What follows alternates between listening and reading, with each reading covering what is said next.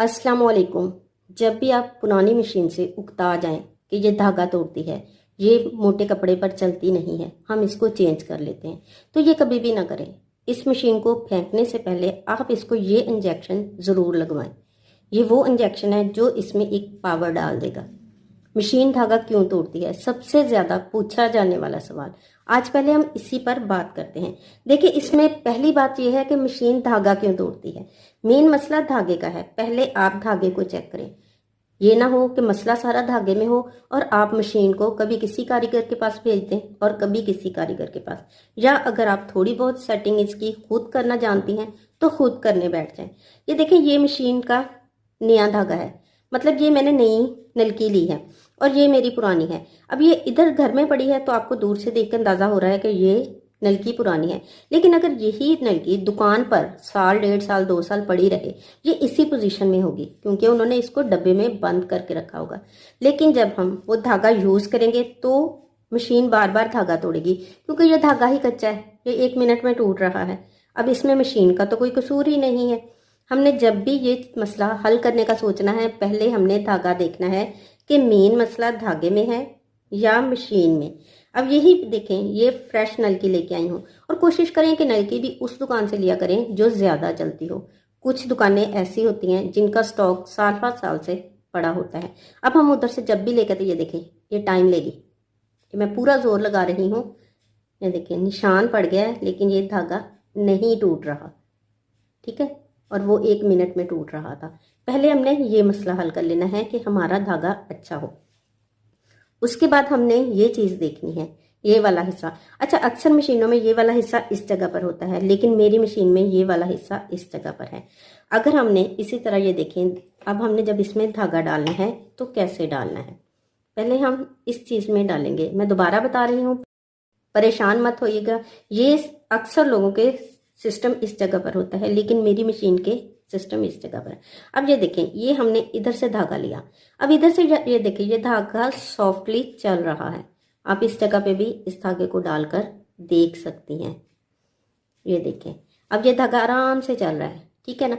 अगर ये चीज़ टाइट है, अब ये धागा मैं खींचूंगी तो जोर लेगा। ये देखें, जोर ले रहा है ना। अब जब जोर लेगा तो जाहिर है इसने टूटना ही है। दूसरे नंबर पे क्या होता है कि इस जगह में मसला होता है। हमें जब भी धागा बार बार तोड़ने का मसला आए तो हमें इस चीज़ को ज़रूर चेक कर लेना चाहिए, क्योंकि यही चीज़ है जिससे धागा गुजर कर आ रहा है। अगर इसमें ये देखें मट्टी लगी हुई है, कोई धागा फंस गया है, कुछ भी मसला हुआ है, तो भी धागा टूटेगा। इस जगह पर मट्टी भी आ जाती है। खैर, अभी फ़िलहाल मेरी मशीन साफ़ है क्योंकि कुछ दिन पहले ही मैंने इसको साफ़ किया था। ये देखें, ये सिर्फ मैं आपको दिखाने के लिए बता रही हूँ कि आपने इस सिस्टम को किसी भी कपड़े के साथ अच्छे से साफ करना है। उसके बाद इस पर हल्की सी ऑयलिंग करनी है ताकि धागा बहुत आसानी के साथ चले। अब हमने ये चीज़ वापस कर देनी, लगा देनी है। ये देखें ऐसे। फिर ये चीज़ जैसे जैसे हमने निकाल के रखी है, ये जो सॉफ्ट हिस्सा होता है ये अंदर की तरफ होता है, ठीक। इसके बाद हमने इसका ये हिस्सा भी लगा देना है। इसके बाद हमने ये पेच लगाना है। ये वो पेच होता है जो इस धागे को टाइट या लूज करता है। ये देखें, ठीक है, ये हमारा धागा भी लग गया है। अब हमने ये पेच लगा देना है। ये देखें, ये हमने पेच लगा दिया है। अब हम दोबारा से इसमें धागा लगाते हैं। इसमें से भी धागा लाजमी गुजारा करें, ठीक है। अब हम इसको सुई में डालेंगे। उससे पहले हम देखते हैं कि धागा टूटने की एक वजह ये भी होती है कि ये चीज़ बिल्कुल बैलेंस में हो, हमारी सुई सीधी लगी हुई हो। पहले भी ये चीज़ मैंने बताई थी कि अगर सुई के, ये देखें, इस सुई के 2 साइड होते हैं, ये एक उभरी हुई साइड होती है। उम्मीद है कि आपको चीज़ नज़र आ रही होगी। मैं पूरी कोशिश कर रही हूँ कि बहुत ही आसान तरीके से आपको बताऊँ। ये देखिए, इस जगह पे नंबर भी लिखा होता है और एक साइड बिल्कुल सीधी होती है, ठीक। इस चीज़ को आपने गौर कर लेना है।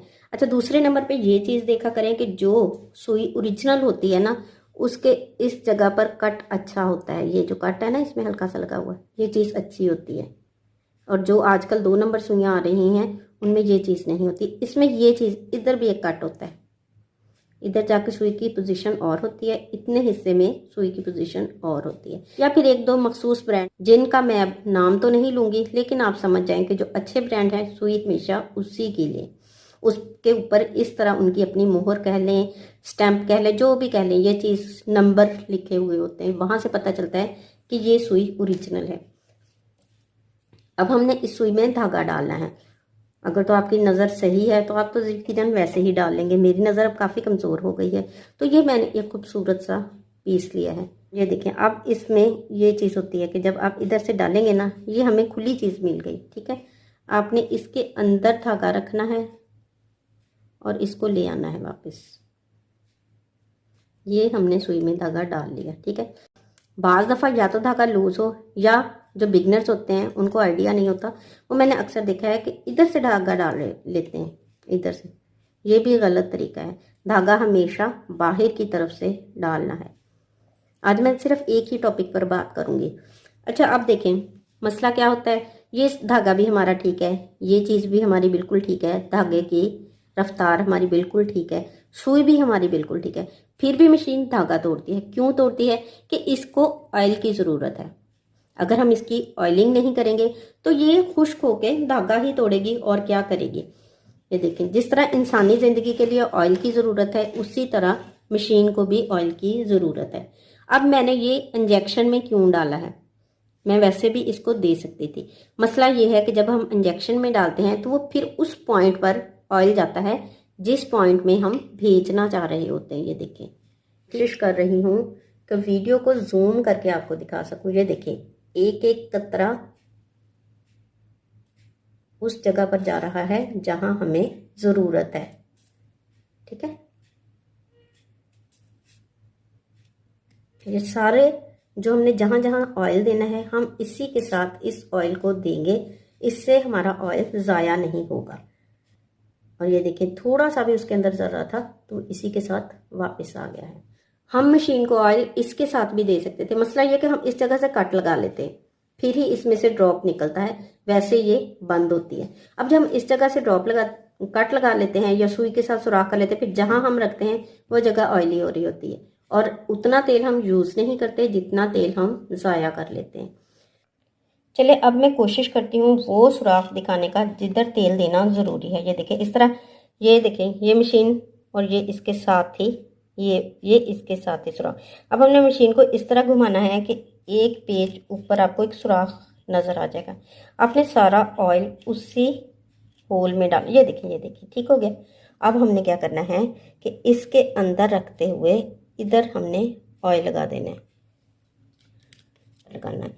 हमारी टीचर कहती होती थी कि अगर आपने मशीन सिलाई करते वक्त सारी मशीन को ऑयल नहीं देना तो इस सुराख को ज़रूर ऑयल दे दें, इससे आपकी सारी मशीन बिल्कुल स्मूथली चले। अच्छा, एक मेरी सब्सक्राइबर ने पूछा था कि ये टांका बड़ा छोटा कहाँ से करते हैं। प्लीज़ इस पर हंसने की ज़रूरत नहीं कि ये भी कोई बात है पूछने वाली। जब हम स्टार्ट लेते हैं तो हमें नहीं पता होता। इसको आप देखें, ऐसे लूज़ करेंगे, फिर अगर तो अपना टांका बड़ा करना है तो नीचे को करेंगे, अगर टांका छोटा करना है तो ऊपर को, या फिर अपनी मशीन का हिसाब देख लें। साथ साथ आप सिलाई चलाते रहें और साथ साथ इसको सेट करते रहें। जहाँ लगे कि आपको जितने टांके की ज़रूरत है वो आ गया है तो इसको इधर से टाइट कर दें। आज की वीडियो इतनी ही। अगर आपको हमारी वीडियो पसंद आए तो प्लीज़ हमारे चैनल डिज़ाइनर्स कैजुअल क्लोजर को सब्सक्राइब कर लें, बेल आइकन के बटन को प्रेस कर दें ताकि हमारी आने वाली हर नई वीडियो का नोटिफिकेशन आपको मिलता रहे। आप हमारे साथ मिलकर अच्छी अच्छी डिज़ाइनिंग देखते रहें और सीखते रहें।